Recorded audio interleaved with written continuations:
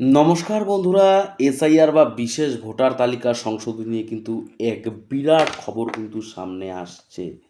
তো নির্বাচন কমিশন স্ক্রুটিনির সময়সীমা কিন্তু বাড়িয়ে দিয়েছে এবং সেই সময়ের সাথে চূড়ান্ত তালিকা নিয়ে কিন্তু 5টি নতুন নিয়ম কিন্তু ঘোষণা করা হয়েছে। কেন এই সময় বাড়ানো হলো এবং আপনার নামের ক্ষেত্রে কী কী পরিবর্তন হতে পারে তা জানতে কিন্তু আজকের এই ভিডিওটি আপনাকে কিন্তু শেষ পর্যন্ত দেখতে হবে। তো এই যে সময় বৃদ্ধি করা হয়েছে, এটা কিন্তু এর পেছনে কিন্তু সুপ্রিম কোর্টের বিরাট ভূমিকা। সুপ্রিম কোর্টের নির্দেশে পশ্চিমবঙ্গের ভোটার তালিকার বিশেষ নিবিড় সংশোধন বা সময়সীমা কিন্তু বাড়ানো হয়েছে। তো সোমবার কিন্তু শীর্ষ আদালত নথি যাচাই বা স্ক্রুটিনির জন্য অতিরিক্ত 7 দিনের কিন্তু সময় কিন্তু চেয়েছে। এর ফলে কিন্তু এখানে 14ই ফেব্রুয়ারি পর্যন্ত যে শনিবার বা হেয়ারিং প্রক্রিয়া চলবে, এর পরবর্তীতে 7 দিন আরও অর্থাৎ 21শে ফেব্রুয়ারি পর্যন্ত কিন্তু ইআরও এবং এইআরওরা আপনার নথিগুলোকে যাচাই করবে ভালোভাবে। আগে ঘোষিত সূচি অনুযায়ী 14ই ফেব্রুয়ারি ফাইনাল তালিকা প্রকাশনের কথা ছিল, কিন্তু সময়সীমা বেড়ে যাওয়ায় এখন ধারণা করা হচ্ছে 21শে ফেব্রুয়ারির পর সম্ভাব্য 28শে ফেব্রুয়ারির মধ্যে এসআইআরের চূড়ান্ত তালিকা কিন্তু প্রকাশ করা হবে। তো নির্বাচন কমিশনের যে 5টি নতুন নিয়ম ঘোষণা করা হয়েছে, সেটা আজকে আপনাদের আমি বলছি। চূড়ান্ত ভোটার তালিকায় আপনার নাম না থাকে তবে কমিশন আপনাকে কারণ ব্যাখ্যা করে একটি চিঠি বা নোটিশ কিন্তু আপনাকে পাঠানো হবে।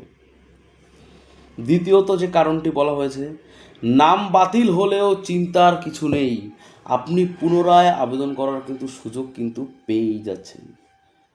তৃতীয় কারণ, যাদের নাম বাদ যাবে তাদের একটি আলাদা তালিকা ধাপে ধাপে প্রকাশ করা হবে।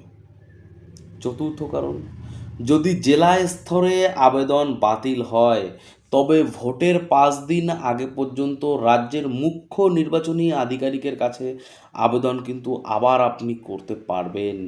এবং 15 বছরের আগে পুরনো নিয়ম ফিরে আসছে এবার। কোনো রাজনৈতিক দল নয়, সরাসরি বিএলওরা আপনার বাড়িতে গিয়ে কিন্তু ভোটের স্লিপ, হেয়ারিংয়ের স্লিপ পৌঁছে দেবে আপনাদের বাড়িতে।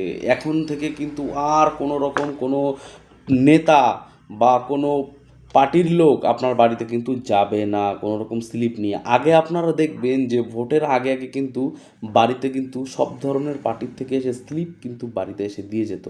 এখন থেকে কিন্তু সেই কাজ আর কোনো পার্টির লোক কিন্তু করতে পারবে না। এখানে কিন্তু আপনাদের যে ওয়ার্ড বিএলও আছে সেই কিন্তু আপনাদের বাড়িতে এসে কিন্তু দিয়ে যাবে।